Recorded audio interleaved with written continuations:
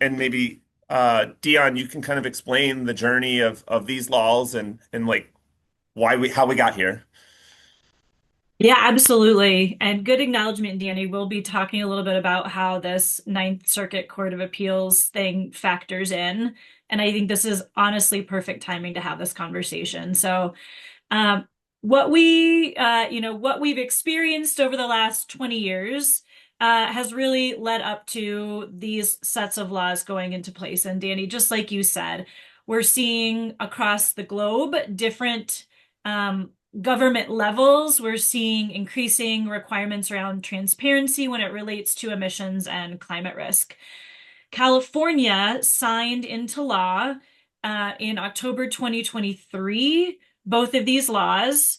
And as you can see on the screen, 253 focuses on emissions disclosure annually, 261 focuses on identifying and managing climate risk, and that's every 2 years with different thresholds for compliance. But what we've really seen is that as climate risk and emissions disclosure work has advanced from a regulatory perspective.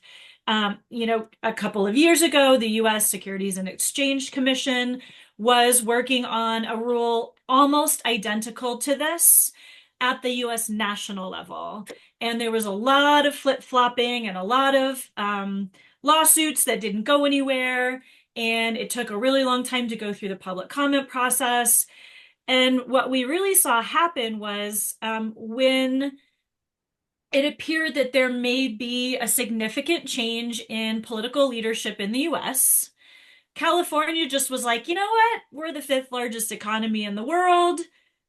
We're not going to sit by and let this type of work potentially go away, depending on what happens with our national administration. So they just came in and they're like, we're going to pass this at the state level. And so where we're now seeing this regression in climate related US federal action, California is stepping more and more into this leadership position to prevent the US from impacting global progress in this area, right? Because the state is the fifth largest economy in the world, there's a lot of opportunity for impact. There's also, because of that, a lot of opportunity for challenges to these laws.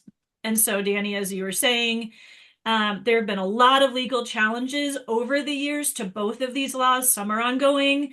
We heard yesterday, there was a temporary stop of enforcement of the Climate Related Financial Risk Act 261.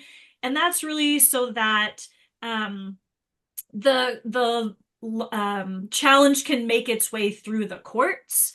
We've seen other challenges be denied outright, but they're being elevated further and further through the federal system. So what we are seeing so far is, and how we feel and we're advising our clients is that um, while there are all these pendulum swings and there's so much disruption within the US, but also globally around sustainability compliance and laws and regulations and disclosures, what we're really seeing is the best course of action for companies to continue to move forward with this work.